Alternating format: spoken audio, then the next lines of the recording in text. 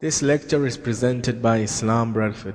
إن الحمد لله نحمده سبحانه ونستعينه ونستغفره ونعوذ بالله من شرور أنفسنا ومن سيئات أعمالنا من يهده الله تعالى فلا مضل له ومن يضلل فلا هادي له وأشهد أن لا إله إلا الله وحده لا شريك له وأشهد أن محمدا عبده ورسوله أما بعد فأوصيكم ونفسي بتقوى الله عز وجل فقد أمرنا الله تعالى بذلك في كتابه الكريم فقال تعالى يا أيها الذين آمنوا اتقوا الله حق تقاته ولا تموتن إلا وأنتم مسلمون وقال تعالى يا أيها الناس اتقوا ربكم الذي خلقكم من نفس واحدة وخلق منها زوجها وبث منهما رجالا كثيرا ونساء واتقوا الله الذي تساءلون به والأرحام إن الله كان عليكم رقيبا ثم أما بعد. Today was the first day in my life that I had seen Bradford on the map. On a flight that I took from London to Manchester, I said, where is this Bradford? Never heard of it, never seen it, and today I'm here. And I see all these beautiful faces of our brothers, mashallah, and I just wish to start out my khutbah by saying, I love you for the sake of Allah. And so what draws me here is the Muslims. There's nothing else here in Bradford that I care about, except all of you. My name is Muhammad AlShareef. Coming to you for this Al-Maghrib Institute seminar that we're doing this weekend, inshallah ta'ala. But to begin the khutbah, if you imagine scuba diving, what do you fear most about the scuba diving? If someone said to you, and I'm sure there's no scuba diving here, but if there was, what would you fear the most? And the typical response people say is they fear the shark, correct? You would imagine that if you're going to go scuba diving, it would be the shark that you fear the most. And I'd like to tell you that the shark, when I went scuba diving in Australia, the instructor told me that the shark is not the most dangerous thing in the water. It's not the shark you should fear, but rather, there's something called a box jellyfish. And even till recently, I hadn't even seen what a box jellyfish, and you imagine jellyfish, how can that be dangerous? But when you see a box jellyfish, you'll understand how dangerous it is. It's about 7 feet long. And a box jellyfish, if it bites you, it will rip through your skin, and the poison could kill you within 20 minutes.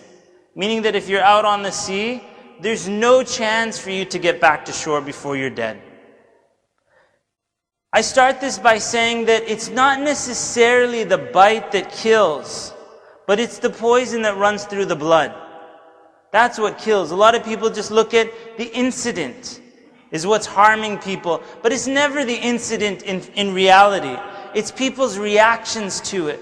And so today, inshallah ta'ala, I wanted to share with you from the sunnah of our Prophet sallallahu alaihi wasallam, where he speaks about a poison that he commands that the believers not let run through their body. And that is the poison of anger. The poison of anger. Whenever you see pictures of Muslims, it's typically a Muslim male with a frown and he's angry, correct? Every time they picture Muslims, there's a Muslim. They're angry again. And yet the Prophet ﷺ, when you read the Sunnah and you read the Hadith, you'll always see that the Prophet ﷺ is smiling. Sallallahu Alaihi Wasallam. He's always smiling.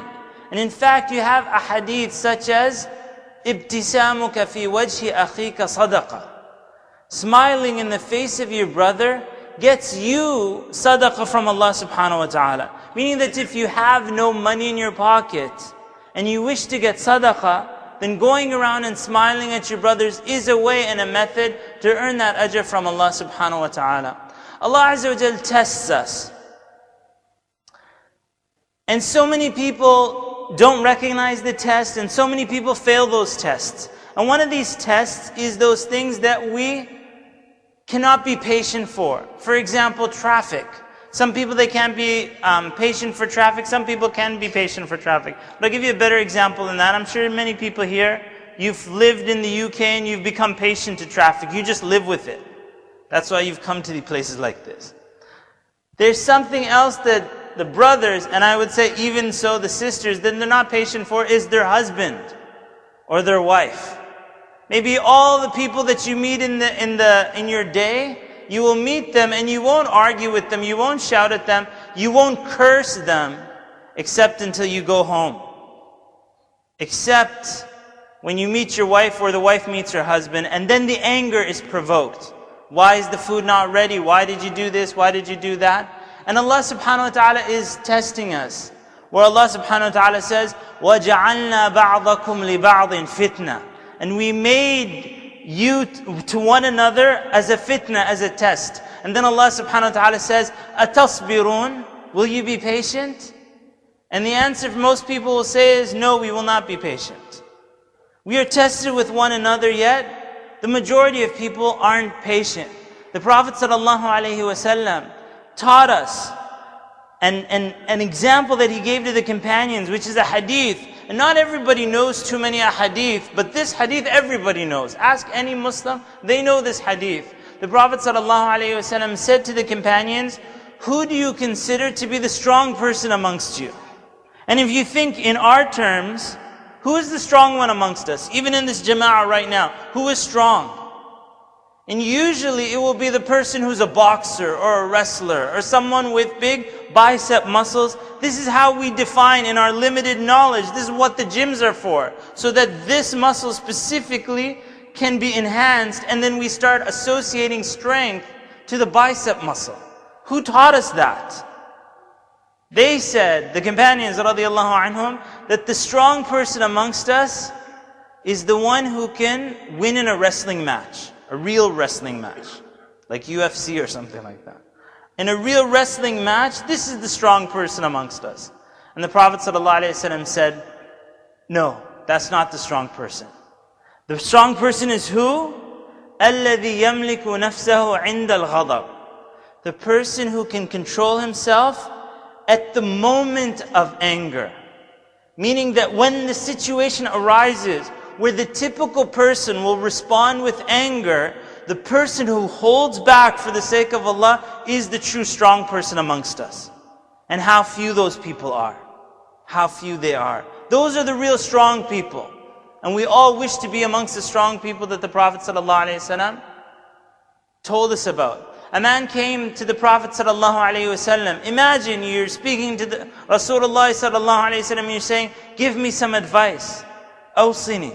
Give us some advice to the Muslims, the community in Bradford. What's some advice? This man came to the Prophet ﷺ, give us some advice. Give me some advice. The Prophet ﷺ said to him, La taghdab. He said, don't get angry. Notice the Prophet ﷺ didn't make any specifications. He didn't tell him, no, get angry at this time, don't get angry at that time. He didn't, nothing.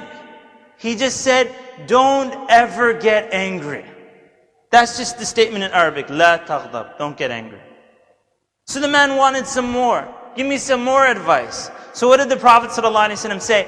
Frequently we mention the hadith where the man came to the Prophet ﷺ and said, who's the one who has most right to be my friend? The friendship hadith. And the Prophet ﷺ said, your mother, correct? And we repeated again, and then he asked him again, your mother. In this hadith, the Prophet ﷺ did the same thing. The man asked repeatedly, and the Prophet ﷺ emphasizing, he didn't go to a second piece of advice, he emphasized that same advice. He said, don't be angry, don't make anger your characteristic. La taghdab. And the hadith says, فَمَرَّرَ مِرَارًا قَالَ لَا تَغْضَبْ. He kept asking again and again. And the Prophet ﷺ kept advising him, don't get angry. A man at the time of the Prophet ﷺ was once traveling with the companions. And his camel just sat down and it wouldn't move, something equivalent to a car not starting in the morning. And so the man said, and it's interesting actually, even in the